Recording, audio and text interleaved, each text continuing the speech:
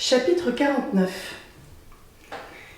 Madame Dashwood n'entendit pas sans émotion l'apologie de son premier favori. Elle se réjouit de ce qu'il était justifié du plus grand de ses torts, celui d'avoir eu le projet de séduire Maria. Elle était fâchée de son malheur. Elle voudrait apprendre qu'il fut heureux, mais le passé ne pouvait s'oublier. Rien ne pouvait faire qu'il n'eût pas été vain, égoïste, inconstant, intéressé. Rien ne pouvait le rendre sans tache aux yeux de la mère de Maria. Rien ne pouvait effacer le souvenir des souffrances de cette fille chérie, du danger dont elle sortait à peine. Rien ne pouvait le justifier de sa conduite coupable envers Caroline. Rien ne pouvait lui rendre la première estime de Madame Dashwood, ni nuire aux intérêts du colonel. Si Madame Dashwood avait, comme Elinor, entendu l'histoire de Willoughby de sa propre bouche, si elle avait été témoin de son affliction et sous le charme de ses manières et de sa belle figure, il y a toute apparence que sa compassion aurait été plus grande. Mais il n'était ni au pouvoir, ni dans la volonté d'Elinor de rendre en entier à Willoughby la trop vive prévention de sa mère, de faire même éprouver à cette dernière l'espèce de pitié inutile, douloureuse, presque accompagnée de regrets, qu'elle avait ressenti au premier moment, et que la réflexion avait déjà calmé. Elle se contenta donc de déclarer la simple vérité, de rendre justice aux intentions de Willoughby, au fond de son caractère, mais sans le moindre de ces embellissements romanesques qui excitent la sensibilité et qui montent et égarent l'imagination. Dans la soirée, quand elles furent réunies, Maria commença la première à parler de lui. Ce ne fut cependant pas sans effort, quoiqu'elle fît tout ce qui dépendait d'elle pour se surmonter. Mais sa rougeur, sa voix tremblante, le disaient assez. Elle surprit même un regard inquiet de sa mère sur Elinor. « Non, non maman, lui dit-elle, soyez tranquille. Je vous assure à toutes les deux que je vois les choses comme vous pouvez le désirer. » Madame Dashwood voulait l'interrompre par quelques mots de tendresse, mais Elinor, qui désirait connaître à fond l'opinion de sa sœur, engagea par un léger signe sa mère au silence. Maria continua. « Ce qu'Elinor m'a dit ce matin a été pour moi une grande consolation. J'ai entendu exactement ce que je désirais d'entendre. » Pour quelques instants, sa voix s'éteignit, mais se remettant, elle ajouta avec plus de calme. « Je suis actuellement parfaitement satisfaite et je ne voudrais rien changer. Je n'aurais jamais été heureuse avec lui, quand tôt ou tard, j'aurais su ce que je sais à présent. Je n'aurais plus eu pour lui ni estime ni confiance. Il n'y aurait plus eu de sympathie avec mes sentiments. »« Je le sais, j'en suis sûre, » s'écria sa mère. « Heureuse, avec un homme sans principe, avec un libertin, un séducteur, avec celui qui a si fort injurié notre plus cher ami, le meilleur des humains. Non, non, ma chère Maria n'a pas le cœur fait pour être heureuse avec un tel homme. Sa conscience si pure, si délicate, aurait senti tout ce que celle endurcie de son mari ne sentait plus. » Elle allait trop loin. Elinor vit le moment où Maria prendrait vivement le parti de Willoughby. Mais celle-ci soupira seulement profondément et répéta. « Je ne voudrais rien changer que... Je ne voudrais pas qu'il fût trop malheureux. Pauvre Willoughby, privé à jamais de tout bonheur domestique. » Des larmes remplirent ses yeux. « Je crains fort, dit Elinor, qu'il n'en eût été privé quelque femme qui l'eût épousé, et même avec vous, Maria, ou du moins, bien sûrement, vous n'auriez joui vous-même d'aucun bonheur. Votre mariage avec un jeune homme d'un tel caractère vous aurait enveloppé dans un genre de trouble, de chagrin, dont vous ne pouvez vous faire aucune idée, et qu'une affection aussi incertaine que la sienne vous aurait faiblement aidé à supporter. C'est le tourment de la pauvreté. Il convient lui-même d'avoir toujours été un dissipateur, et toute sa conduite prouve que le mot de privation est à peine entendu de lui. Son goût pour la dépense, joint à votre inexpérience et à une générosité qui vous est naturelle, aurait consumé vos très minces revenus, et vous aurait jeté dans des inquiétudes et des angoisses d'un autre genre, mais non moins cruelles que celles que vous avez éprouvées. Votre bon sens, votre honneur, votre probité vous auraient engagé, je le sais bien, dès que votre situation vous aurait été connue, à toute l'économie qui peut dépendre d'une femme, Et peut-être auriez-vous même joui des privations et de la frugalité que vous vous seriez imposée à vous-même dans ce but. Mais auriez-vous pu les faire partager à un mari qui n'en avait pas l'habitude et qui se serait éloigné par cela même de vous et de votre maison? Auriez-vous pu, seul, empêcher une ruine commencée avant votre mariage? La pauvreté, chère Maria, supportée avec quelqu'un qu'on aime, peut avoir ses douceurs, mais plus dans les romans que dans la réalité. Il est trop vrai qu'elle empoisonne tout, qu'elle flétrit tout, même le sentiment. Elle aigrit l'humeur, elle détruit la gaieté et les agréments de l'esprit. Êtes-vous sûr que l'amour de Willoughby, que le vôtre même, aurait résisté à sa funeste influence? Et que vous n'auriez pas fini par déplorer tous les deux une union si fatale? Ou, sinon tous les deux, du moins lui seul, qui est plus égoïste que sensible, et attache un grand prix aux jouissances de la vie. Elinor s'arrêta. La vérité du tableau qu'elle traçait l'avait entraînée. Elle avait voulu détourner l'attendrissement de sa sœur sur le sort de Willoughby, parce qu'il l'aurait conduite à regretter encore de n'avoir pas été chargée de son bonheur. Elle désirait lui démontrer que ce bonheur était impossible. Maria l'avait écoutée attentivement. Ses lèvres tremblaient. Son regard exprimait l'étonnement le plus profond. Jamais encore elle n'avait envisagé Willoughby sous ce point de vue.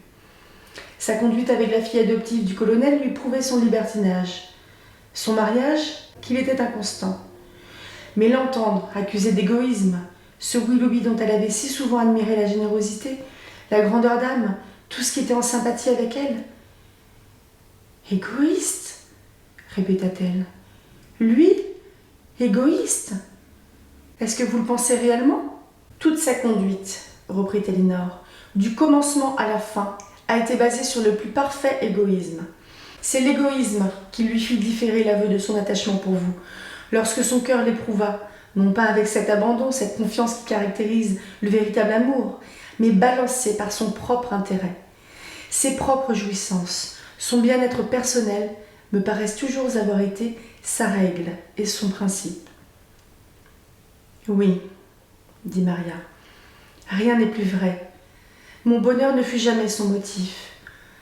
Mais cependant, vous me disiez, à présent, continua Elinor, il regrette de ne s'être pas conduit autrement. Mais pourquoi le regrette-t-il?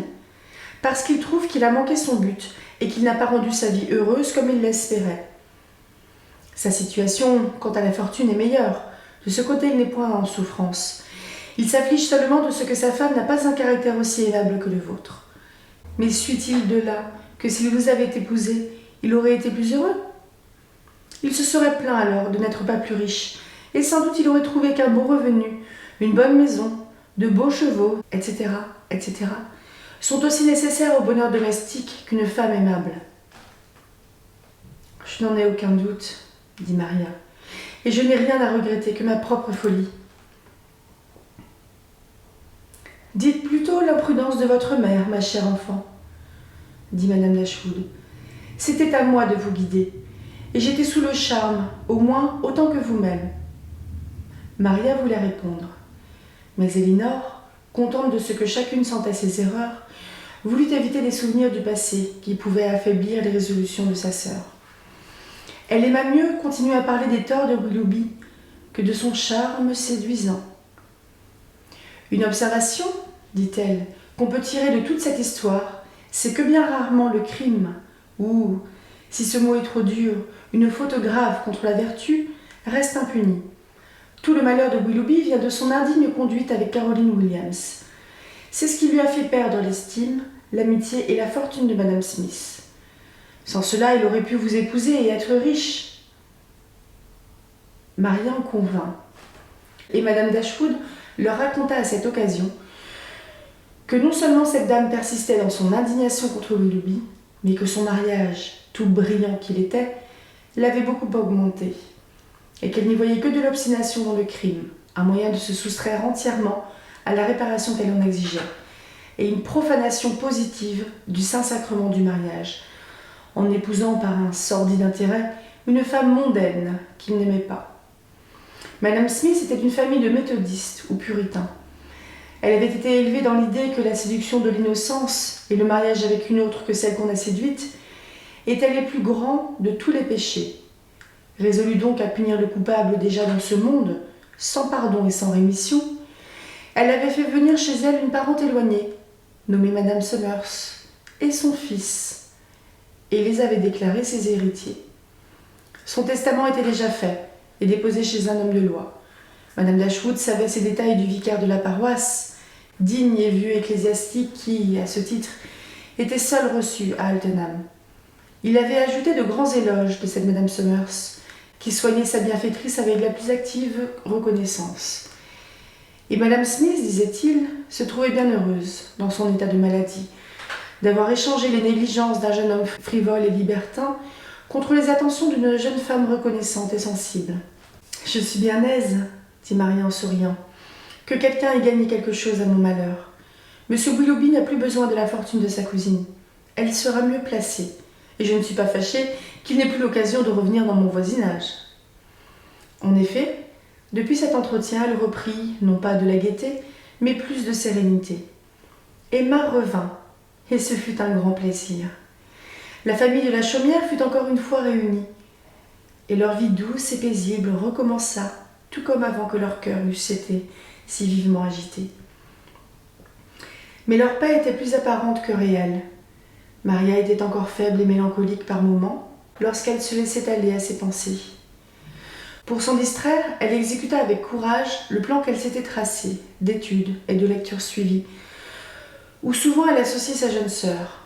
Elle fit aussi les longues promenades qu'elle avait méditées, mais avec une de ses sœurs, et ne cherchant plus la solitude. Elles rencontrèrent plusieurs fois dans leurs excursions la parente et future héritière de Madame Smith, qui se promenait de son côté en cherchant des fleurs pour un herbier.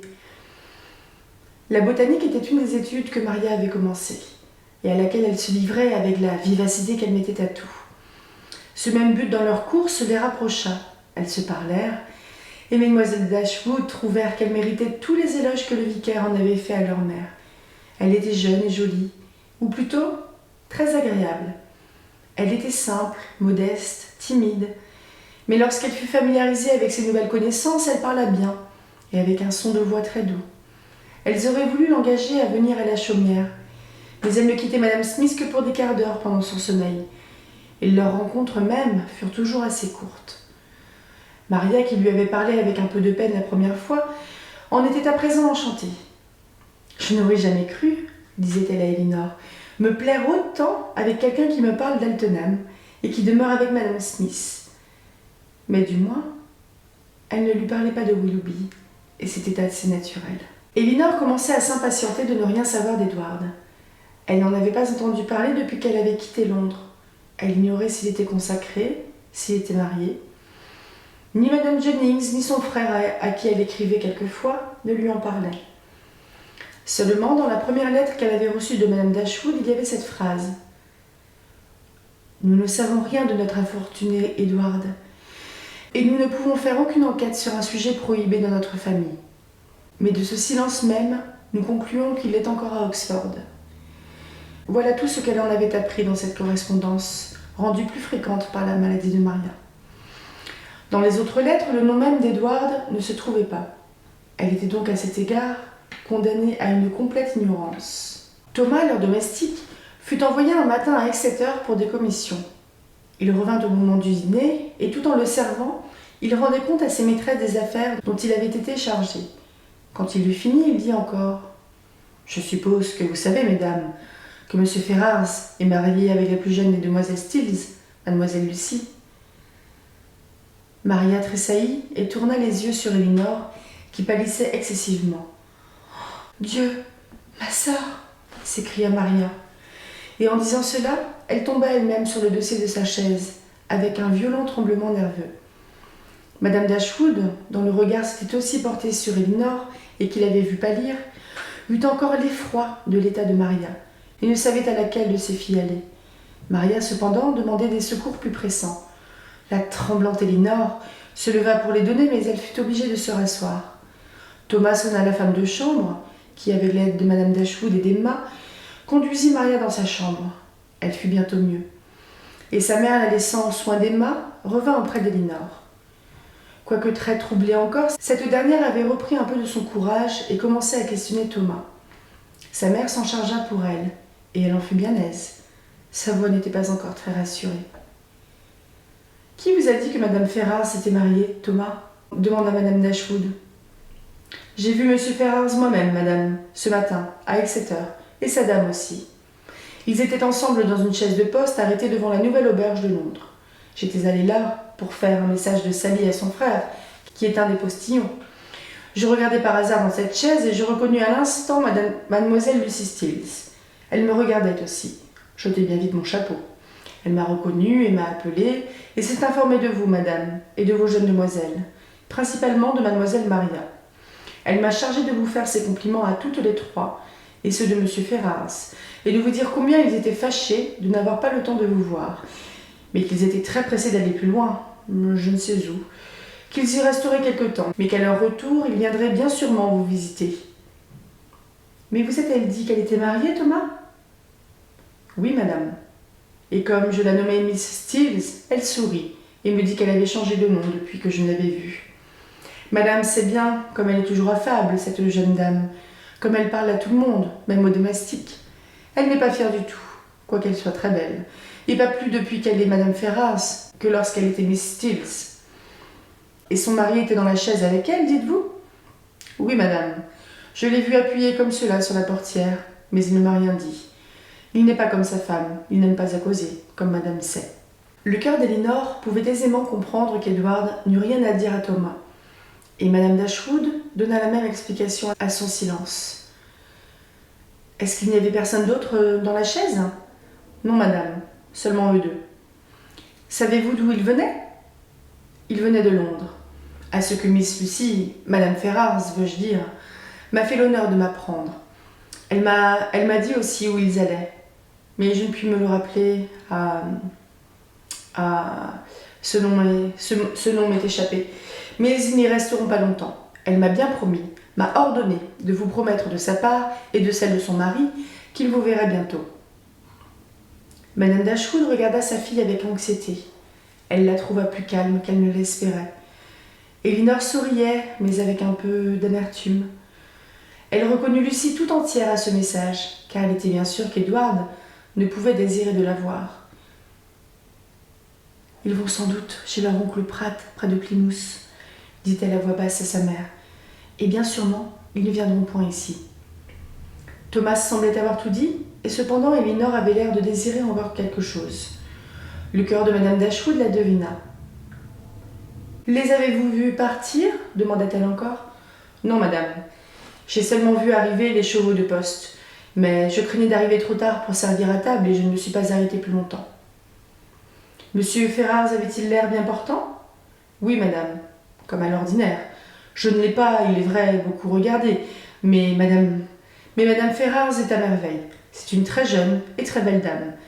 Elle avait un chapeau noir, tout garni de plumes, et un bel habit de voyage, qui lui allait très bien.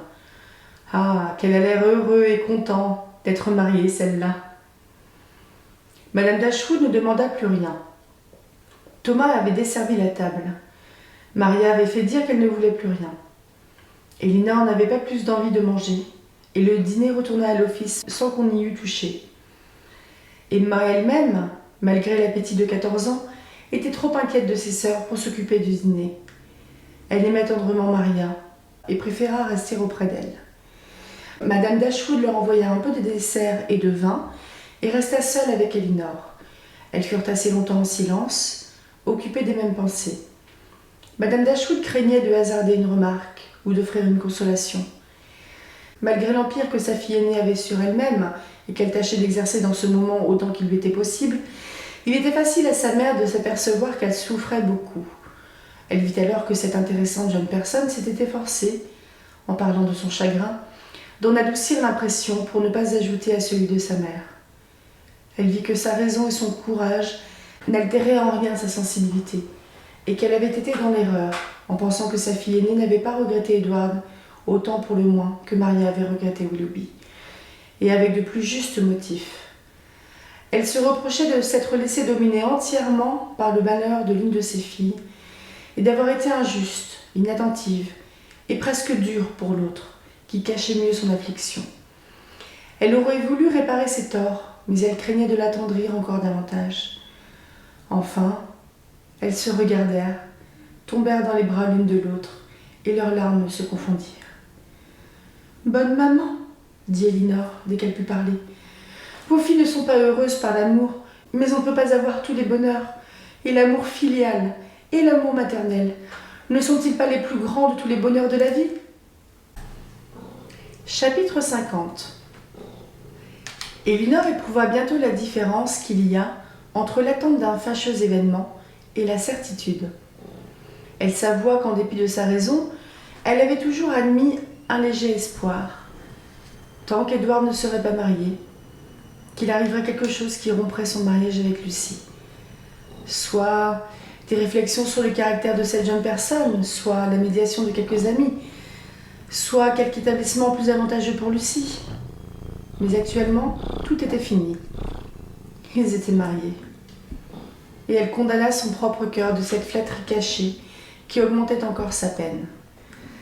Jamais elle n'avait mieux senti combien Édouard lui était cher qu'au moment où elle devait y renoncer pour toujours. Dans les commencements de son inclination pour lui, elle s'y abandonna sans crainte. Il ne lui vint pas alors dans l'esprit qu'il y eût des obstacles à un mariage entre elle et le frère de sa belle-sœur. Quand ensuite cette dernière le lui fit sentir, il était déjà trop tard pour en revenir à l'indifférence pour un homme qui lui convenait sous tous les rapports. D'ailleurs, cet homme serait libre un jour de se marier à son gré, et dans chaque occasion, il déclarait positivement que c'était la seule chose sur laquelle il ne prendrait de conseil de personne que de son propre cœur. Elinor sentait dans sa conscience qu'elle ferait son bonheur, puisque toute sa conduite annonçait qu'il lui était tendrement attaché. Madame Dashwood le désirait, et ni l'une ni l'autre n'imaginaient que Madame Ferrars, qui paraissait aimer son gendre, voulut le blesser en refusant une de ses sœurs pour belle-fille. Elle sentait à présent combien elle s'était bercée de chimères, et que son bonheur était évanoui sans retour. Elle ne comprenait pas ce qui avait pu décider Édouard à se marier aussi vite, vraisemblablement avant sa consécration, et ne pouvant encore aller habiter son presbytère. Mais elle savait combien Lucie était vive et active, quand son intérêt personnel était en jeu. Elle avait voulu sans doute s'assurer de lui et ne pas courir les risques d'un délai. Ils s'étaient mariés à Londres. Et ils allaient sûrement passer quelque temps chez leur oncle Pratt, à Longstaple, en attendant qu'ils eussent une habitation à eux. Qu'est-ce qu'Édouard devait avoir senti en étant à 4 milles de Barton, en voyant le domestique de la chaumière, en entendant le message de sa femme. Son silence complet l'exprimait bien.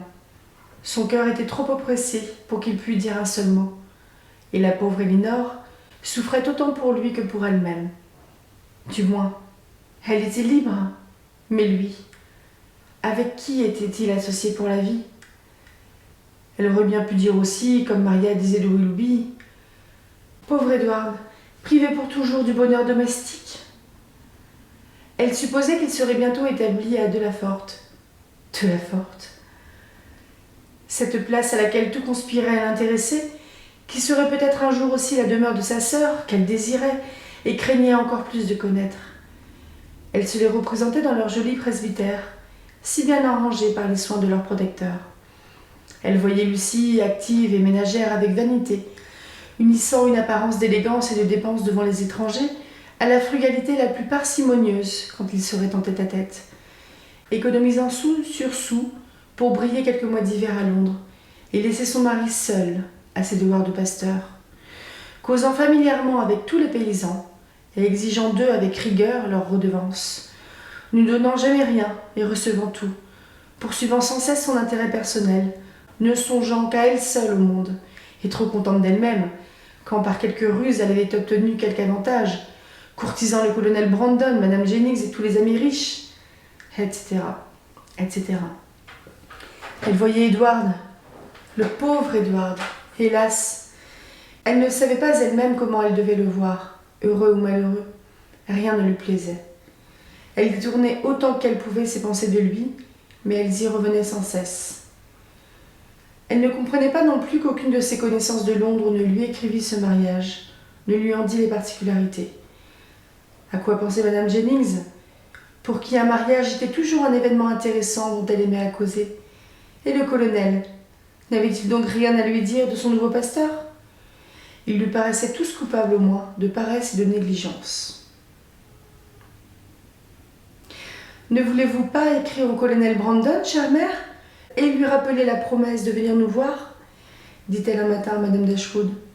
« Je l'ai fait, mon ange, » lui répondit-elle, « la dernière semaine. Et comme il ne m'a pas répondu et que je le pressais beaucoup d'arriver, je l'attends d'un jour à l'autre. Je ne serai pas surprise de le voir ce soir ou demain. Faites préparer sa chambre, mon cher amour. Combien je me réjouis de le revoir. Il serait bien étonné de trouver Maria aussi bien. En revenant de la promenade, elle avait des couleurs. Elle était presque aussi jolie qu'avant ses chagrins. Ne le trouvez-vous pas? Il me tarde que ce cher colonel la voie. » Il tardait aussi à Elinor de le voir, d'apprendre de lui tout ce qu'il saurait sans doute de monsieur et madame Ferrars. Elle alla faire arranger la chambre destinée aux visites et fit bien, car en rentrant au salon, elle vit de la fenêtre un homme à cheval s'avancer. « Le voilà !» s'écria-t-elle. « C'est le colonel !» Sa mère et ses sœurs regardent aussi. Il était dans la cour. Il descendait de sa monture. Et ce n'était pas le colonel Brandon, c'était Edward en personne. « Est-ce possible ?» s'écrie Elinor. « C'est Edward, Edward !» répétèrent-elles avec émotion et surprise. Elinor est la plus calme. Elle fait un effort inouï. « Eh bien, c'est Edward, notre ancien ami qui vient de chez son oncle pour nous voir. Faites entrer, dit-elle à Thomas qui l'annonçait. Je veux être calme, je veux être maîtresse de moi-même. Je vous en conjure, ma mère, mes sœurs, recevez-le bien, sans froideur, sans gêne. » On n'eut pas le temps de lui répondre. Il est à la porte, il entre. Certes, il n'avait pas la contenance d'un heureux époux. Il était aussi pâle, aussi ému que celle qui le recevait. Son regard baissé semblait redouter leur réception et sentir qu'il n'en méritait pas une bonne. Madame Dashwood en fut touchée. Étant pour suivre la recommandation de sa fille que celle de son propre cœur, elle le salua avec une bienveillance un peu forcée, lui tendit la main et lui souhaita joie et bonheur, mais avec un ton bien différent de sa manière ordinaire. Il rougit et bégaya une réponse inintelligible. Elinor voulut dire comme sa mère. Elle ne put articuler un mot. Elle voulut aussi lui donner la main. C'était trop tard, ils étaient assis. Au bout d'une minute, elle prit une contenance qu'elle crut très naturelle, et avec un son de voix altéré, parla du beau temps qu'il avait eu pour sa course. Maria le salua d'un mouvement de tête sans ouvrir la bouche et s'assit, aussi loin de lui qu'il lui fut possible.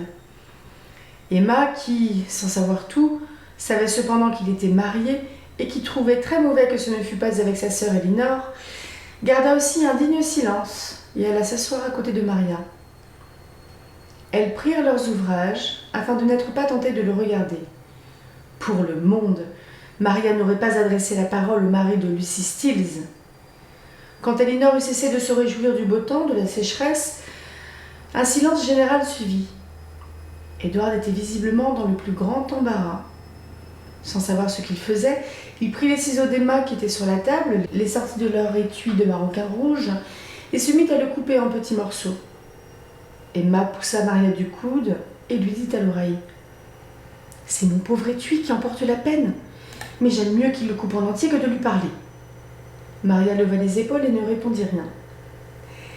Madame Dashwood voulut enfin rompre ce ridicule silence, et, avec un demi-sourire qu'elle croyait honnête, et qui n'était qu'amer, elle lui dit : « J'espère, monsieur, que madame Ferrars est bien. »« Très bien, madame. » Un autre silence suivit. Elinor, qui voyait l'excès de son embarras, ne voulait pas y ajouter, en ayant l'air de s'en apercevoir. Elle voulut au contraire chercher à le remettre en lui parlant amicalement. Elle fit donc un nouvel effort sur elle-même, et lui dit avec de l'intérêt : « Est-ce que madame Ferrars est à Longstaple ?»« À Longstaple ?» reprit-il d'un air de surprise. « Non, ma mère est à Londres. »« Je voulais parler, » dit Elinor en prenant aussi son ouvrage, « de... non, pas de madame Ferrars la mère, mais de la jeune madame Ferrars. » Elle ne leva pas les yeux, n'osant pas le regarder. Madame Dashwood et ses deux cadettes, au contraire, tournèrent les yeux sur Louis. Il rougissait, était en perplexité. Enfin, après quelques hésitations, il dit « Peut-être vous entendez la femme de mon frère, Madame Robert Ferrars ?»« Madame Robert Ferrars ?» Ce nom fut répété par Madame Dashwood et par Maria, avec l'accent de la surprise. Elinor ne pouvait dire un seul mot, ne savait ce qu'elle entendait, et ses yeux attachés sur lui demandaient une explication. « Peut-être vous ne savez pas ?» dit-il d'une voix un peu plus ferme. « Il me paraît à présent que vous ignorez que mon frère s'est marié dernièrement avec la plus jeune des... avec mademoiselle Lucy Stills. » Ces paroles furent répétées en écho, excepté par Elinor. Toute sa présence d'esprit, toute sa fermeté l'avaient abandonnée.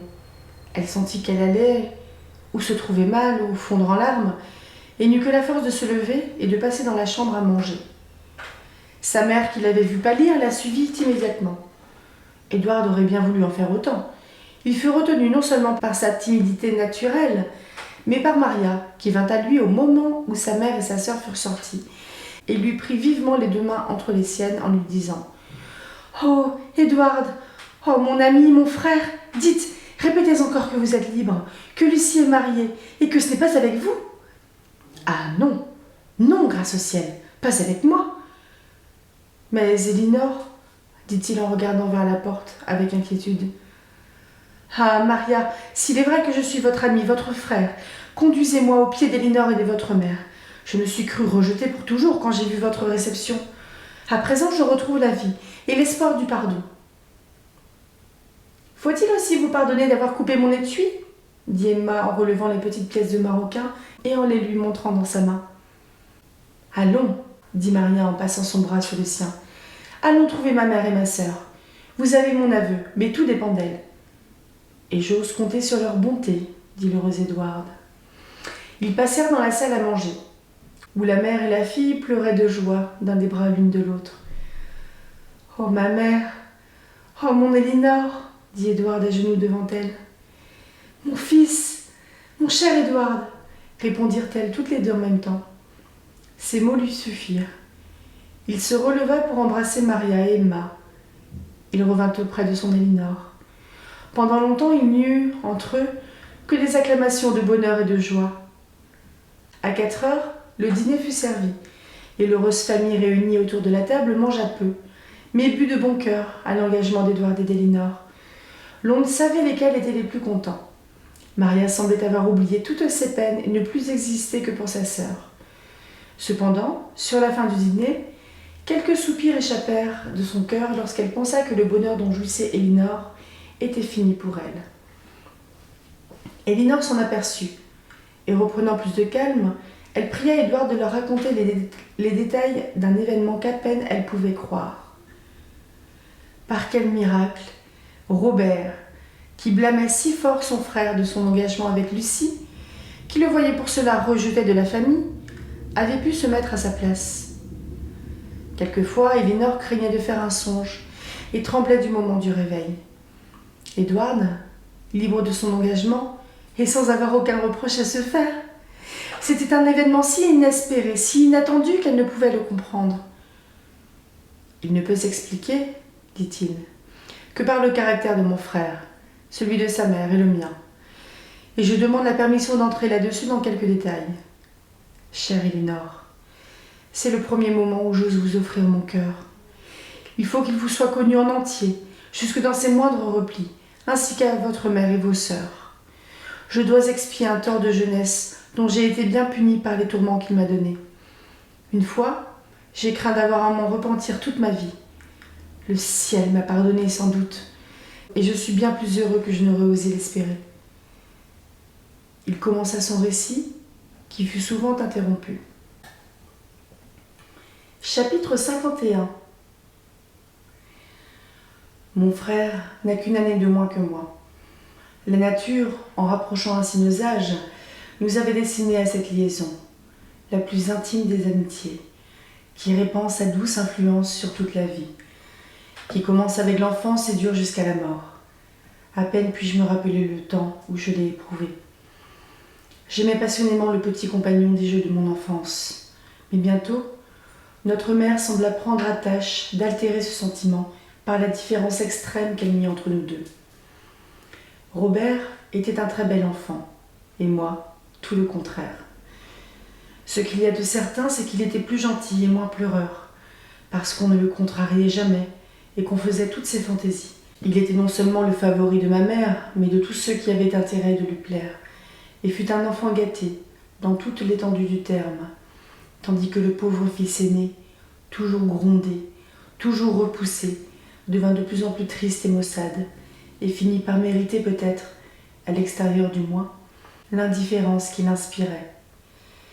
Mais si j'en suis devenu moins aimable, si j'ai été plus malheureux dans mon enfance, j'ose croire aussi que j'ai dû quelques vertus à cette éducation sévère.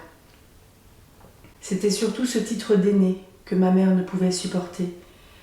Mon père l'avait laissé maîtresse, il est vrai, de disposer de sa fortune, mais l'usage, le respect de l'opinion, l'empêchait de substituer mon frère à mes droits. Tant que je ne donnerais pas, par ma mauvaise conduite, l'occasion de me déshériter. Mais 100 fois je l'ai entendu dire « Pourquoi n'est-ce pas Robert qui est venu le premier au monde? Celui-là aurait fait honneur à sa fortune. » Elle pouvait du moins m'éloigner d'elle. Elle n'y manqua pas. Dès l'âge de 15 ans, je fus remis aux soins de M. Pratt, dont on lui parlait comme d'un homme en état de diriger mon éducation, et qui consentit à me prendre en pension chez lui, près de Plymouth, où il se faisait valoir un petit domaine. C'était un homme simple et bon, assez savant en effet pour m'enseigner ce qu'un jeune homme bien né doit apprendre, mais sans le moindre usage du monde, où jamais il n'avait vécu, et tout à fait hors d'état de me former pour la société où je devais vivre, et de corriger l'excessive timidité que ma première éducation m'avait donnée. Sa femme était simple et commune. Ils n'avaient pas d'enfants. J'étais leur seul pensionnaire, et je me serais ennuyée à périr dans leur maison si ces deux nièces, les jeunes Stills, n'y avaient pas fait de fréquents séjours. Lucie, du même âge que moi, était très jolie, très vive, très agaçante, et du premier moment décida dans sa petite tête que le pensionnaire de son oncle devait être son amoureux et son mari, et fit tout ce qu'il fallait pour y réussir. Cela n'était pas difficile, et elle n'eut pas besoin pour me captiver de toute l'adresse qu'elle y mit, ni de tous les soins qu'elle se donna. J'étais dans l'âge où le cœur s'ouvre à toutes les impressions. Le mien, naturellement très aimant, ne demandait qu'à se donner, et n'en avait point encore trouvé l'occasion. Toujours repoussé, toujours humilié chez ma mère, la première personne qui me témoigna un intérêt vif, qui parut me compter pour quelque chose, et qui ne m'épargnait pas des flatteries de tout genre, dut me paraître un ange du ciel. Et comme elle joignait à cela une figure très jolie et très animée, et la fraîcheur de 16 ans, il n'est pas étonnant qu'en très peu de temps je crusse être, ou je fusse réellement peut-être, passionnément amoureux. C'était la première jeune personne que j'eusse vue familièrement, et le bon monsieur Pratt, content de mes progrès dans mes études et plus encore de la bonne pension, ferma les yeux sur mon attachement pour sa nièce, car je le cachais si peu, qu'il était presque impossible qu'il ne s'en aperçût pas. Naturellement honnête et timide, mon seul projet était de l'épouser dès que je serais en âge. Je lui en donnai 1000 fois l'assurance, et de bouche, et par écrit, mais je n'allais pas plus loin, et j'aurais regardé comme un crime d'avoir une autre idée. Lucie m'aimait-elle alors comme je l'aimais? Ou l'espoir de partager ma fortune et de briller à Londres était-il son seul mobile? Ce n'est que depuis peu que je me suis permis ce doute. Elle jouait si naturellement l'amour passionné et désintéressé que, même depuis que j'ai été éclairée sur ses défauts, je n'eus jamais le moindre soupçon sur ses sentiments. Je passai 3 ans chez M. Pratt. J'en avais 18 quand mes tuteurs exigèrent de ma mère que je fusse rappelée chez elle. Je partis de Longstaple, formant le projet d'une constance éternelle, la jurant à Lucie et pouvant à peine par mes serments répétés apaiser un peu sa douleur que je partageais de toute mon âme. Mais je n'avais que 18 ans. Et à cet âge, les serments d'un jeune homme ont peu de valeur. Je suis convaincue que si ma mère m'avait alors vouée à quelque état qui demanda de l'activité ou de la réflexion, que si mon temps avait été employé de manière à me tenir au moins quelques mois éloignée de Lucie, j'aurais fini, comme tous les jeunes gens de mon âge, par oublier cette inclination d'enfance, qui n'était rien moins que fondée sur la sympathie, et qui existait bien plus dans l'imagination que dans le cœur. Mais au lieu de m'adonner un état, ou de me permettre d'en choisir un, je revins à la maison, complètement désœuvrée. Ma mère ne me grondait plus, mais ne faisait nulle attention à moi. La plus entière indifférence avait succédé à sa sévérité. Elle ne songea pas même à me présenter dans le monde, et me laissa absolument livrée à moi-même et à mon oisiveté. Robert, au contraire, était de toutes ces sociétés, et donnait dans tous les travers et l'extravagance de la mode. L'excès de sa fatuité m'inspira naturellement une extrême aversion pour son genre de vie, et me rendit toujours plus sauvage et plus réservée. Peut-être à cette époque, ai-je quelque obligation à l'amour que je croyais avoir pour Lucie, et au goût de l'étude que j'avais pris chez son oncle. Ma mère, ne faisant rien pour me rendre la maison agréable, abandonnée à moi-même, ne trouvant dans mon frère ni un compagnon, ni un ami, j'aurais pu facilement chercher des distractions dangereuses. Mais la seule que je me permettais était de fréquents voyages à Longstaple, que je regardais comme ma demeure, et ceux qui l'habitaient comme ma famille, où j'étais toujours bienvenue, où Lucie me paraissait toujours plus tendre et plus aimable. C'était encore la seule femme que j'eusse vue. Je ne pouvais donc faire aucune comparaison, ni m'apercevoir d'aucun de ses défauts. Auprès de sa sœur Anna et de sa tante Pratt, je la trouvais un miracle d'esprit et de beauté, et chaque fois que je la voyais, je confirmais mes engagements de l'épouser. Ainsi s'écoula toute une année. Quand j'eus 19 ans, on crut convenable de me faire passer 1 ou 2 ans à l'université d'Oxford. Mon frère était alors à Westminster. Ce fut pendant ce temps-là que notre sœur Fanny, avec qui je m'étais cependant assez liée pendant les dernières années, épousa votre frère, M. John Dashwood. Je ne fus pas à leurs noces, mais lorsqu'à 21 ans je quittai Oxford, mon premier soin fut d'aller la voir à Norland, dont il venait d'hériter. Ah, chère Elinor, c'est là où je devais apprendre à connaître un sentiment bien différent de celui que je croyais avoir pour Lucie, et qui s'était déjà fort affaibli par l'absence.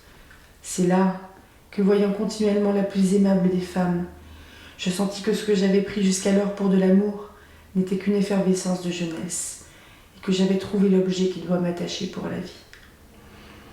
Chacune des perfections d'Elinor me découvrait un défaut dans Lucie, dans celle avec qui j'étais engagée, et qui devait être ma compagne. Avant de venir à Norland, j'avais fait une course à Longstaple. Déjà, comme si c'eût été un pressentiment, Lucie m'avait paru moins aimable.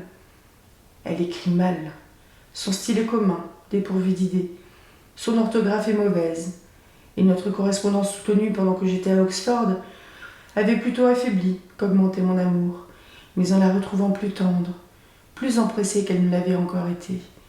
Je crus avoir un tort envers elle, et je voulus le réparer par un engagement positif de l'épouser lorsque je le pourrais. Pouvais-je, chère Elinor, dans ces circonstances, vous offrir un cœur qui ne tarda pas à vous appartenir en entier? J'aurais dû vous fuir sans doute, mais l'entraînement était trop fort, trop puissant. Je connaissais trop mon peu de moyens de plaire pour imaginer qu'il y eût quelque danger pour vous, et me condamnant au silence, je crus qu'il m'était permis de jouir dans votre société les derniers moments de bonheur de ma vie. Vous partîtes pour Barton, et le vide affreux, le désespoir que j'éprouvais loin de vous me suggéra une démarche qui devait me rendre ma liberté. C'était de parler à Lucie avec franchise de l'état actuel de mon cœur. Je cédai à cette idée après quelques combats, et préférant lui parler moi-même que de lui faire savoir par une lettre qu'elle aurait pu feindre de n'avoir pas reçu, j'allai à Longstaple où elle était alors, et j'eus avec elle un entraînement où rien ne lui fut caché.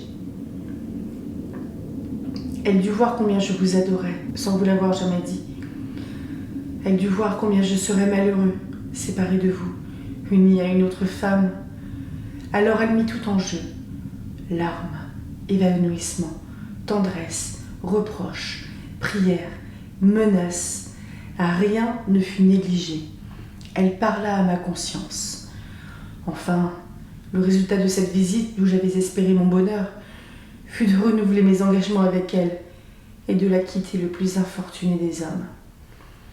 En partant, elle me mit au doigt un anneau de ses cheveux et me fit jurer de le porter. Vous daignerez peut-être vous rappeler, mon Élinor, l'état où j'étais lorsque je vins à la chaumière. Nos relations de famille ne me permettaient pas de passer si près de vous sans vous voir, et je désirais vous faire tacitement un dernier adieu. Je ne voulais rester qu'1 jour, et j'y fus 1 semaine. Ce fut pour éprouver encore l'ascendant d'un sentiment vrai et profond. À côté de vous, je ne pouvais penser qu'à vous-même et j'étais heureux. Il fallut m'arracher à cet enchantement, il fallut vous quitter. Vous savez le reste. Comme Anna trahit notre secret, et comme ma mère, en voulant m'obliger à épouser mademoiselle Norton, me força à déclarer moi-même mes anciens engagements avec Lucie. Je savais par elle qu'ils étaient connus de vous. Elle m'avait assuré que vous y preniez intérêt, que vous les regardiez comme sacrés. Ah, cela seul m'aurait engagé à les tenir. Mon seul dédommagement était de mériter votre estime. Qu'aurais-je d'ailleurs gagné à les rompre, puisque j'étais sûre qu'alors je n'aurais plus rien été pour vous. Je me résignai donc à mon sort, et je fis le sacrifice de ma famille, de ma fortune, et de toutes mes espérances de bonheur sur cette terre, à une personne que je n'aimais plus, et qui par ses procédés avec vous m'avait dévoilé son caractère. Voilà mon histoire. Celle de mon frère et de Lucie m'est moins connue. Je ne puis en juger que d'après leur caractère et les lettres qui m'ont écrites, et que je vous montrerai. De tout temps, Robert a affecté un grand mépris pour moi et pour ma tournure. La pensée que j'avais pu plaire à une jolie femme a dû naturellement exciter sa vanité et lui donner l'idée de l'emporter sur moi et de me souffler cette conquête. Quand Lucie alla demeurer chez ma sœur, je la blâmais de l'avoir acceptée et j'eus soin de m'y trouver très peu. Robert, au contraire, y était sans cesse. Il ignorait notre liaison, mais certainement Lucie lui plaisait parce qu'elle encensait sa vanité en le flattant avec excès. Sans doute aussi son élégance et son jargon plaisaient davantage à Lucie que ma timide simplicité.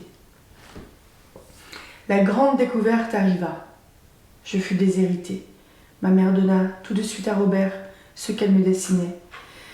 Et dès lors, il plut encore davantage à une femme vaine, intéressée, et qui de ce moment forma le projet de chercher à se l'attacher, mais en me ménageant encore dans le cas où elle n'y pourrait réussir.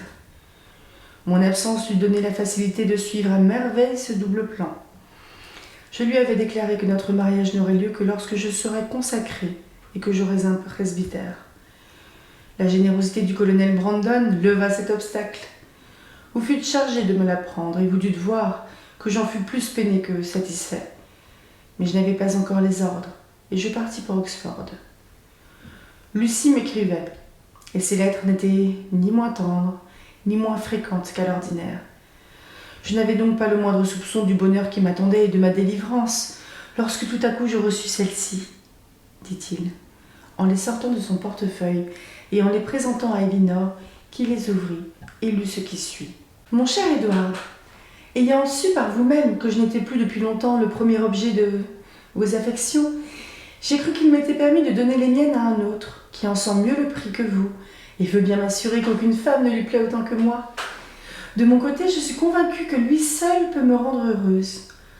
Ainsi, en épousant le cadet au lieu de l'aîné, j'assure le bonheur de 3 personnes, le vôtre, le mien, et celui de mon cher Robert, à qui je viens de jurer à l'autel amour et fidélité. Il ne tiendra pas à moi que nous nous soyons également bons amis sous notre nouvelle relation. Si, comme il est possible, notre mariage vous raccommode avec ma belle-mère, je suis sûre au moins que vous vous intéresserez à obtenir notre pardon, dont, au reste, je ne suis plus inquiète.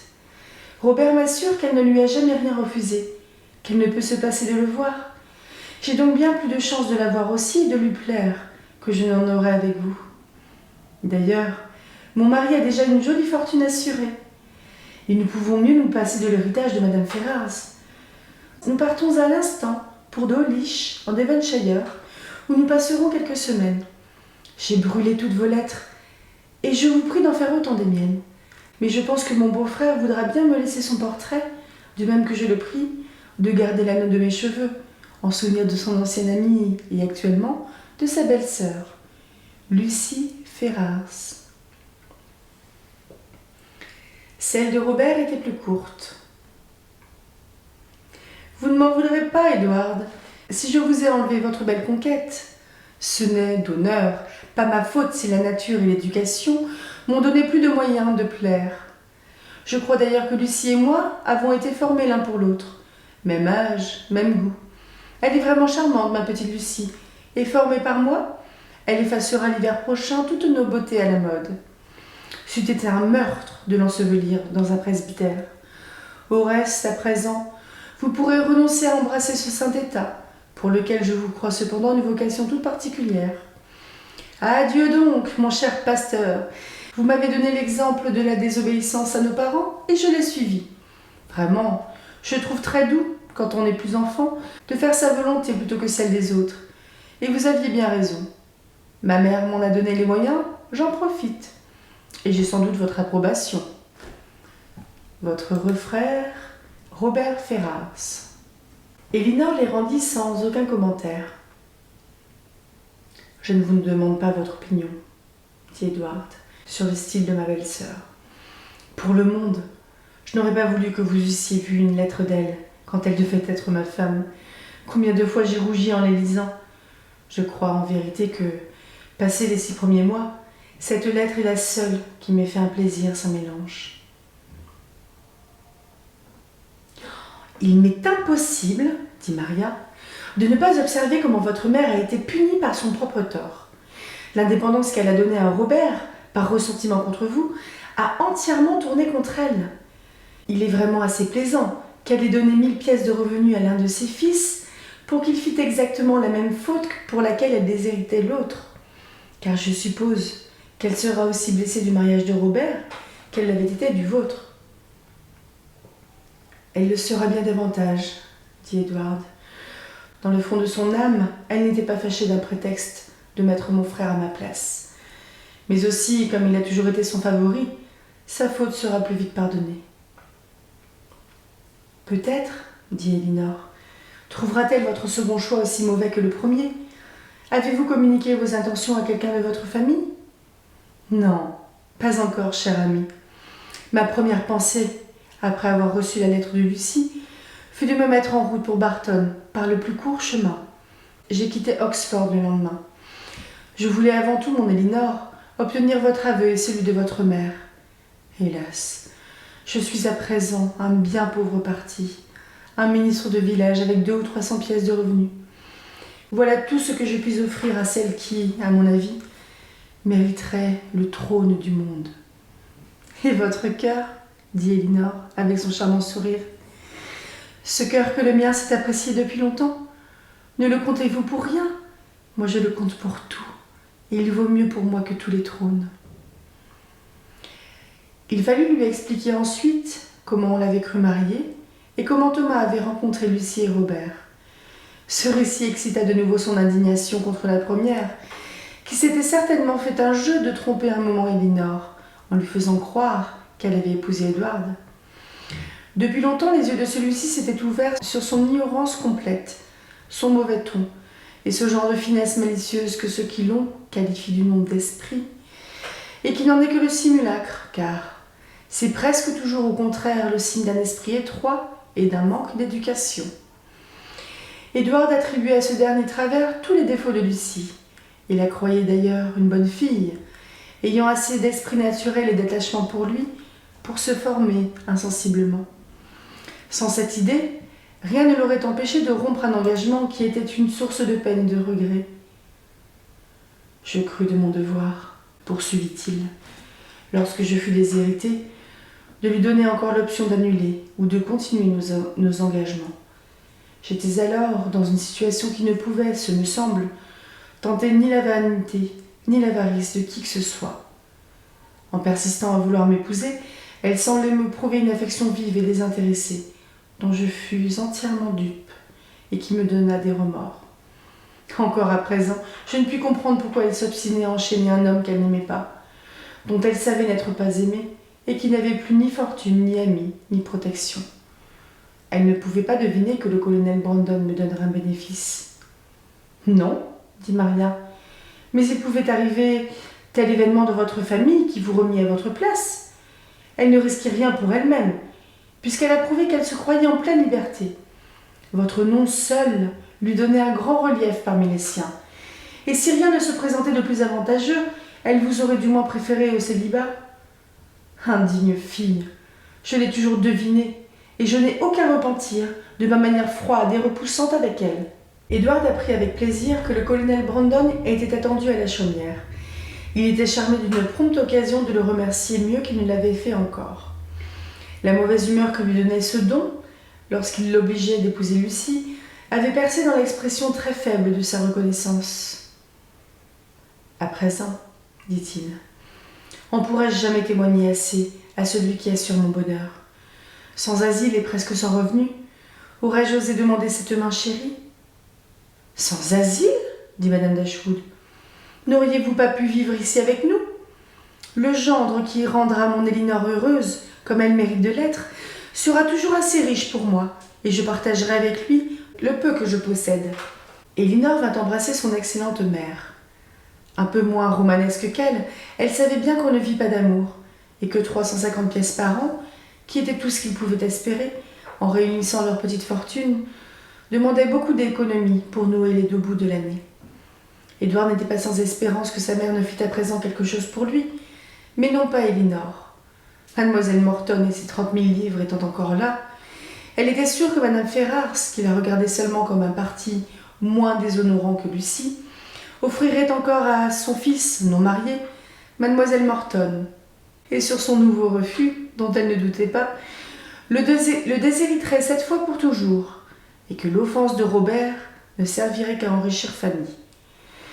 Mais Elinor et Edward avaient tous les deux des goûts si simples qu'ils étaient sûrs de pouvoir trouver malgré cela le bonheur dans leur étroite médiocrité de fortune. Edward fut invité par madame Dashwood à passer 8 jours à la chaumière, et l'on juge s'il accepta avec transport et si Elinor fut heureuse.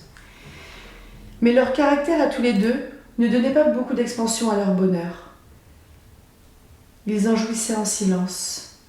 Elinor, d'ailleurs, ménageait Maria, et ne voulait pas lui offrir le spectacle d'un amour heureux et passionné. Edward était avec toutes comme un frère chéri, et un étranger aurait eu peine à deviner à laquelle il était attaché par l'amour le plus tendre et le plus réciproque. Chapitre 52. 4 jours après l'arrivée d'Edward, celle du colonel Brandon vint compléter la satisfaction de madame Dashwood. Mais elle ne put avoir celle de le loger. Il n'y avait à la chaumière qu'une seule chambre à donner. Edward garda son privilège de premier venu. Il n'avait d'ailleurs pas de connaissances dans le voisinage. Alors, le colonel offrit de retourner tous les soirs dans son ancien appartement au parc. Il en revenait dès le matin pour déjeuner avec ses amis. Pendant 3 semaines de solitude à Delaforte, il avait eu le temps de calculer la disproportion entre 38 ans et 18. Et il revint à Barton dans une disposition d'esprit qui lui rendait bien nécessaire et les progrès de la santé de Maria et l'amitié qu'elle lui témoignait, et tous les encouragements de madame Dashwood. Au milieu de tels amis, il eut bientôt retrouvé sa sérénité. Il ignorait complètement le nouveau choix de Lucie. Il ne savait pas un mot du penchant d'Elinor, en sorte que les premières visites se passèrent à écouter et à s'étonner. Madame Dashwood se chargea de ce récit. Il y prit le plus vif intérêt et trouva de nouveaux motifs de se réjouir de ce qu'il avait fait pour Edward, puisque c'était actuellement aussi pour Elinor. Il est inutile de dire que ces deux hommes, ayant autant de rapports dans les opinions, dans le caractère, dans les manières, ne tardèrent pas à se lier intimement. Ces rapports auraient suffi sans doute, mais leur attachement pour les deux sœurs les attira l'un vers l'autre, par une douce et prompte sympathie, et produisit en peu de jours ce qui aurait été l'effet du temps et de leur rapprochement. Les lettres de Londres arrivèrent enfin, et furent très volumineuses. Elles racontèrent la surprenante histoire dans tous ses détails. Madame Jennings témoignait son indignation contre cette changeante fille et sa compassion pour le pauvre malheureux Edward, qui, peut-être, disait-elle, allait mourir à Oxford de ce chagrin si cruel, si inattendu. Il n'y avait que 2 jours d'écoulés depuis que Lucie était venue passer 2 heures avec elle, et elle ne lui en avait pas dit un mot. Seulement, elle lui avait conté qu'elle voyait quelquefois M. Robert Ferrars, et qu'elle cultivait une bienveillance qui pouvait un jour être utile à Edward, ce dont elle la loua fort. « Voyez quelle indigne trompeuse !» s'écriait-elle dans sa lettre. « La bonne Anna ne s'est non plus doutée de rien, pauvre créature. Ce fut elle qui vint me l'apprendre. Elle en pleurait amèrement. Sa sœur, au lieu de l'emmener avec elle, avait emporté tout leur argent. C'était elle qui le gardait. Et la malheureuse était sans un seul shilling. Je l'ai gardée avec moi jusqu'à ce que j'aille au parc, d'où je la renverrai à sa famille. Sa joie de rester encore un peu à Londres et chez moi, où le docteur de Navarre vint quelquefois, l'a complètement consolée. Mais qui consolera le pauvre délaissé Edward? Pour mon goût, je l'aimerais 100 fois mieux que ce fade Robert. Il me vient une idée. Il faut que vous l'invitiez à Barton et que Maria ait pitié de lui, etc., etc., etc. Il y avait aussi une longue lettre de M. John Dashwood qui racontait cet événement à Elinor avec de grandes lamentations. Sa belle-mère était la plus malheureuse des femmes. La sensible Fanny avait eu des rechutes de maux de nerfs si violents que c'était un miracle qu'elle eût pu y résister. L'offense de Robert était impardonnable, mais Lucie était beaucoup plus blâmable. On n'osait nommer ni l'un ni l'autre devant Madame Ferrars. Cependant, elle aimait tellement ce fils que peut-être un jour pourrait-elle consentir à le revoir. Mais sa femme ne paraîtrait jamais en sa présence. La manière mystérieuse avec laquelle cette affaire s'était tramée ajoutait beaucoup à leur crime, car si l'on avait eu le moindre soupçon, on aurait pu prendre des mesures pour l'empêcher. Il priait Elinor de se joindre à lui pour se plaindre de ce qu'Edward n'eût pas épousé plus tôt cette fille, qui prive tour à tour une bonne mère de ses 2 fils. Madame Ferrars, à leur grande surprise, n'avait pas nommé Edward une seule fois dans cette occasion, et lui n'avait pas écrit une ligne. C'était cependant le moment de chercher à se réconcilier avec sa mère, en lui promettant de faire ce qu'elle désire. Peut-être qu'il ne l'osait pas, mais il pourrait s'adresser à sa sœur et joindre une lettre de soumission pour sa mère que Fanny lui remettrait et qui peut-être aurait un bon effet.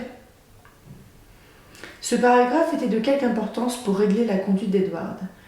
Il le détermina à tenter en effet une réconciliation, mais non pas comme John Dashwood l'entendait. « Une lettre de soumission ?» répétait Edward. « Non, certainement, je n'ai point de soumission à faire. Dois-je demander pardon à ma mère de l'ingratitude de Robert envers elle et de sa trahison envers moi? Il m'a rendu le plus heureux des hommes. Voilà tout ce que je peux lui dire, et ce qui l'intéressera fort peu. » « Vous pouvez certainement, dit Elinor, demander pardon à votre mère de ce que vous l'avez offensée.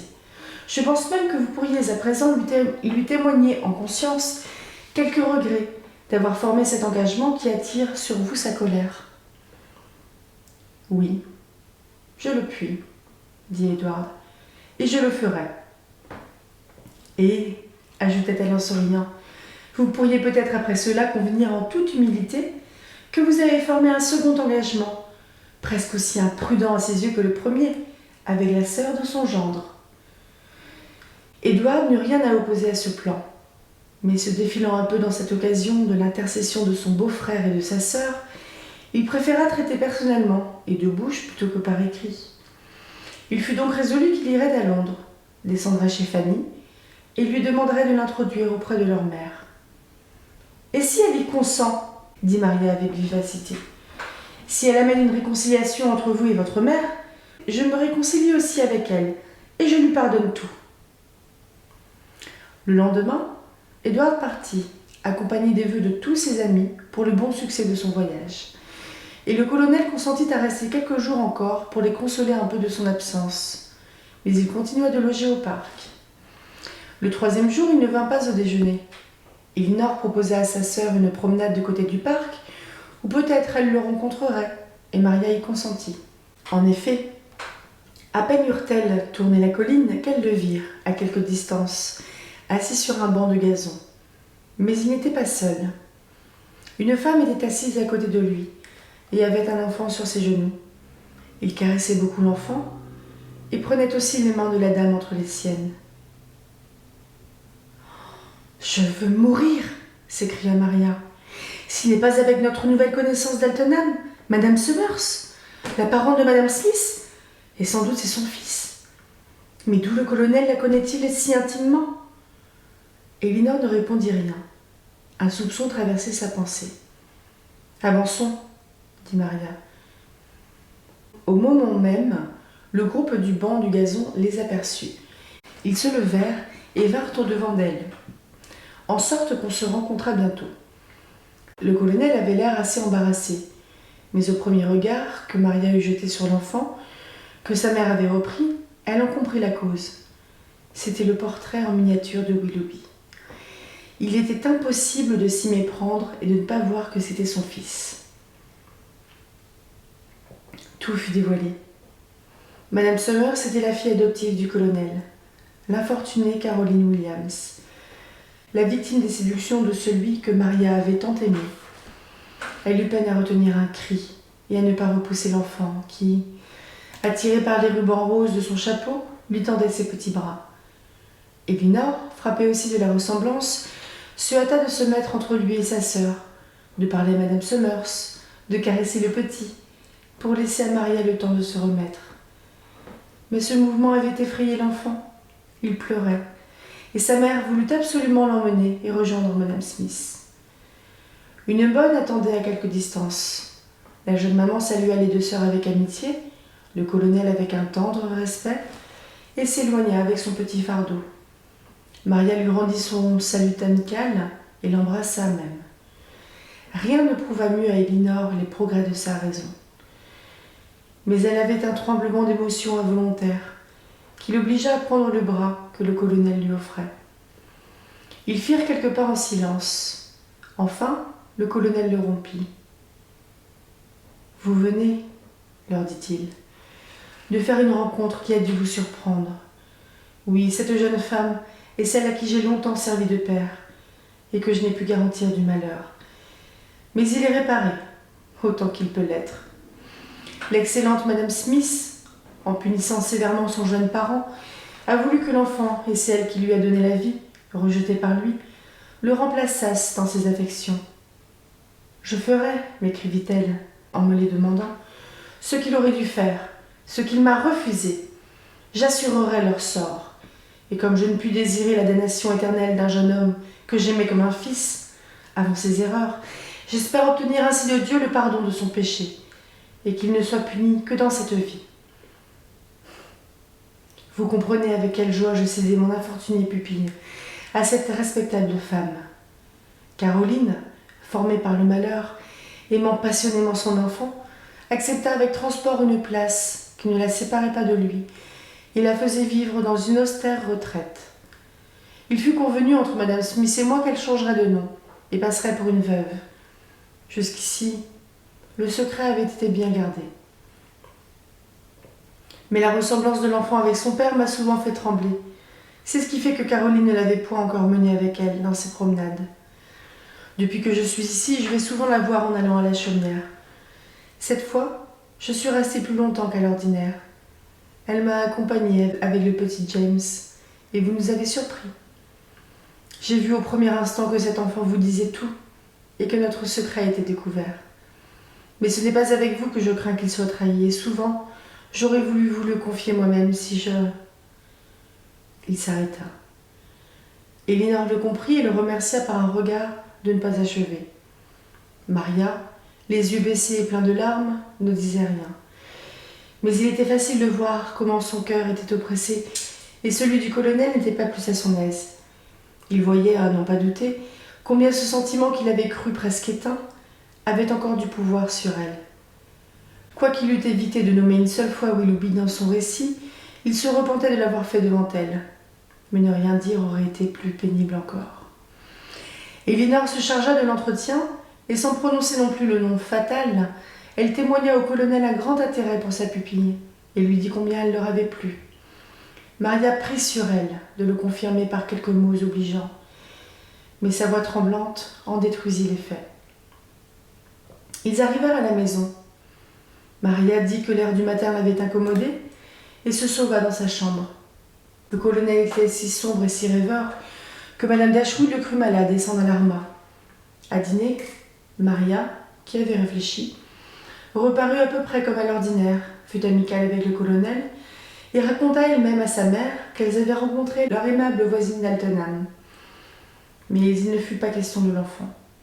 Cette manière remit un peu le colonel, et la soirée fut plus agréable que la matinée.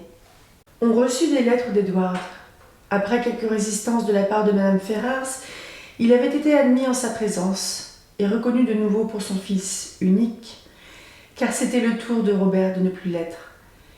Mais Edward n'avait point d'abord révélé son engagement actuel avec Elinor, et il avait été loin de croire son sort assuré, et avait craint d'être repoussé avec plus de rigueur qu'auparavant. Il avait fait son aveu après quelques préparations, et contre son attente, il fut écouté avec beaucoup de calme. Madame Ferrars chercha cependant à le dissuader d'épouser la fille d'un simple gentilhomme, sans fortune et sans espérance, plutôt que la riche fille d'un lord. Il ne la contredit pas du tout, mais il lui dit, avec fermeté et respect, qu'il était absolument décidé. Alors, instruite par l'expérience du passé, elle jugea plus sable d'accorder, avec toute la mauvaise grâce qu'elle put y mettre, ce qu'elle ne pouvait pas empêcher, et de consentir qu'Edward épousât Elinor. Mais quoiqu'il fût à présent son seul fils, disait-elle à chaque instant, elle ne le traita pas comme tel, et ne lui rendit pas son droit d'aînesse. Pendant que le coupable Robert jouissait de 1000 pièces de revenus sans faire autre chose que des sottises, elle trouva fort bon que le pauvre Edward devint pasteur d'un village avec 200 pièces de rente. Elle y ajouta cependant, tant pour le présent que pour le futur, la même somme de 10 000 pièces qu'elle avait donnée à Fanny en la mariant. Edward ne s'en plaignit pas. C'était plus qu'il n'avait espéré, et assez pour pouvoir rendre son Elinor heureuse. John Dashwood répéta sur tous les tons que Madame Ferrars était la meilleure et la plus généreuse des mères. Elle-même, avec ses excuses de ne pouvoir faire plus, semblait être la seule personne qui fut surprise de ce qu'elle ne fit pas davantage. Il ne manquait plus à Edward, pour compléter son bonheur, que d'être consacré, et que le presbytère fût prêt à les recevoir. Le colonel, à présent qu'il devait être habité par Elinor, trouvait toujours de nouveaux embellissements à y faire, et finit par les inviter à passer les premiers mois chez lui, d'où ils pourraient présider eux-mêmes à leur réparation. Ils y consentirent, et de bonne heure en automne, la cérémonie eut lieu dans l'église de Barton. Cette fois, les prophéties de Madame Jennings furent accomplies à sa grande joie. Elle put visiter à la Saint-Michel le pasteur de Delafort, et ne fut pas fâchée d'y trouver Elinor plutôt que Lucie.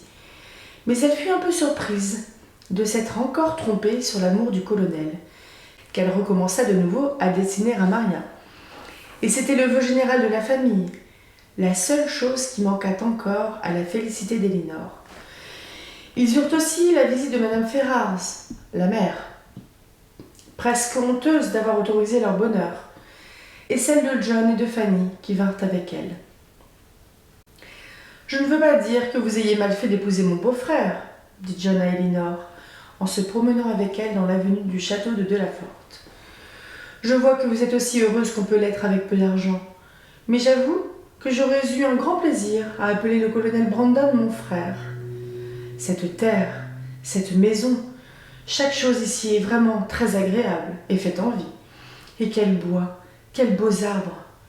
Enfin, Maria est encore là, et quoique ce ne soit point une personne qui l'attire, et qu'il n'ait jamais eu de goût pour elle, je crois que si elle voulait se donner un peu de peine, et vous, ainsi mieux au colonel d'y penser, cela pourrait s'arranger une fois. Je rirais bien si nous en venions à bout, car il ne l'aime pas du tout. Je ne me trompe jamais, moi, sur ces sortes de choses. Mais quand on se voit tous les jours, le diable est bien fin. Vous ferez fort bien, ma sœur, d'inviter souvent Maria, de faire remarquer au colonel comme sa santé et sa beauté reviennent, et qui sait ce qui peut arriver. Je le voudrais de tout mon cœur, je vous assure. Madame Ferrars les vit quelquefois et se conduisit décemment avec eux. Mais ils ne furent pas insultés par sa préférence. Elle ne pouvait l'accorder au vrai mérite. La fatuité de Robert et les flatteries de sa femme l'obtinrent encore.